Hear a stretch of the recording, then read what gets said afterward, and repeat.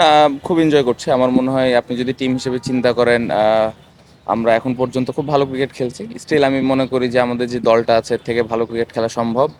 আপনি যদি point table দেখেন খুব ভালো অবস্থানে আছি।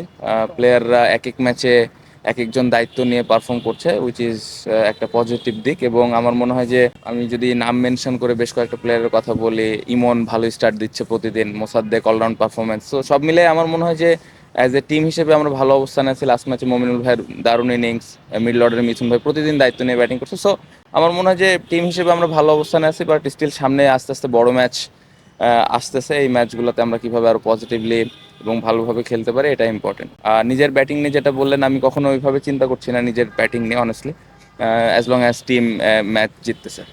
তো আমার মনে হয় খুব ইম্পর্টেন্ট এই টুর্নামেন্টটা।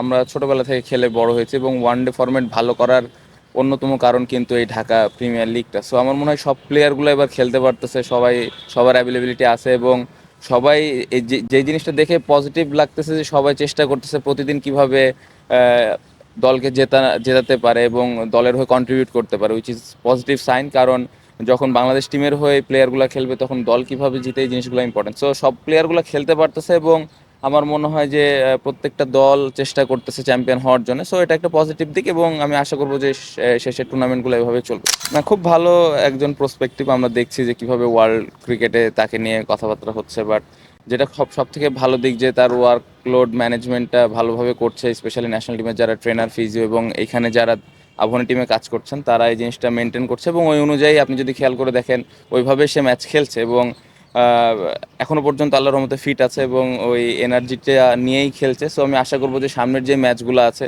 ওইভাবে যেই প্ল্যানটা দেওয়া আছে ক্রিকেট বোর্ড থেকে এবং এই টিমের যে প্ল্যানটা আছে ওই অনুযায়ী খেলবে এবং আমি আশা করব যে পরের ম্যাচগুলোতে এবং সুস্থভাবে টুর্নামেন্টটা শেষ করবে। না, আমার মনে হয় এই ধরনের টুর্নামেন্ট খেলা উচিত, ফ্রাঞ্চাইজি ক্রিকেট অবশ্যই খেলা উচিত, বাট এটা পুরা ডিপেন্ড করবে ক্রিকেট বোর্ড এবং কোচ, ক্যাপ্টেন সব কিছুর ওপরে। বাট আমার মনে হয় যে এই ধরনের বাইরের ফ্রাঞ্চাইজি লিগগুলো যদি আস্তে আস্তে আমাদের প্লেয়ারগুলো খেলা শুরু করে তাহলে একটা এক্সপিরিয়েন্স তৈরি হবে এবং ওই রেসপন্সিবিলিটিসটা নেওয়া আমার মনে হয় শিখবে এবং বাইরের যে প্লেয়ারগুলো আছে তাদের সাথে ড্রেসিং রুম শেয়ার করা সব মিলে একটা ভালো এক্সপিরিয়েন্স হবে। সো আমি আশা করব যে এই ধরনের টুর্নামেন্টে সামনের দিকে আমাদের প্লেয়ারগুলো খেলার সুযোগ পাবে।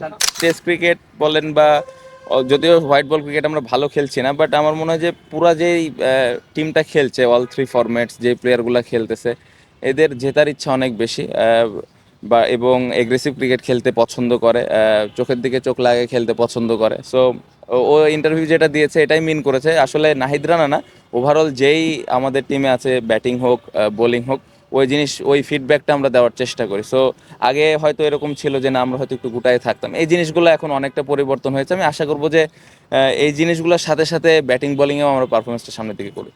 টু আর্লি এখনই কমেন্ট করা, বাট আমার মনে হয় যে আবাহনী টিমের মতো এত বড় একটা টিম হেড কোচ হিসেবে কাজ করছেন, সোফার ভালো কাজ করেছেন।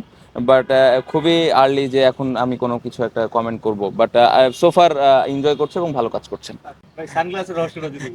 কোনো রহস্য নাই, এমনি রোদ রোদ রোদ। একটা রিকোয়েস্ট করি, এই যে রাব্বির সাথে সাকিব ভাই বা আরও যে প্লেয়ারের কথা বললেন এটা করেন না, এটা ওর জন্যে প্রেশার। আমার মনে হয় খুবই আর্লি স্টেজে আছে, আন্ডার 19 জাস্ট একটা ক্যারিয়ারের শুরু আমি বলবো।